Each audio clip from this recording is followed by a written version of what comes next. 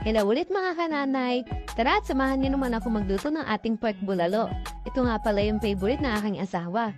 At yan nga pala, naglagay na nga pala ako dyan ng baboy. Naglagay na rin ako ng sibuyas, tsaka konting paminta. At yan, nalagyan na rin natin siya ng sweet corn. Ito nga pa rin paborito ko kapag kumakain ako ng bulalo. Tapos lagyan na rin natin ng konting patis. Tapos takloban natin ito hanggang sa maluto. Yan, i-check natin yung ating mga karne ha, kung malambot na ba. Nilagyan ko nga pala ito ng mga patatas kasi hinahalo ko yan sa kanin ni Eros. Siyempre, paborito din yan ng anak ko. Tapos yan, check natin kung malambot na yung baboy at kung hindi pa, kunin natin itong takloban siguro mga 30 minutes para maluto. Tapos kapag luto na at malambot na ang karne, ilagay na natin ang ating petchay. Panguhuli niya yan ha, para hindi siya maging labsak. So yan, haluin muna natin at takloban natin ito ng mga siguro mga 5 minutes.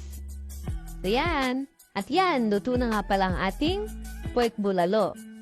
Talagang pihong-piho na naman ang kain ng aking asawa dito. Ako nga pala yung mamamapak lamang ng mais dyan kasi syempre, diet-diet na ng mama mo. So yun na, kain na tayo!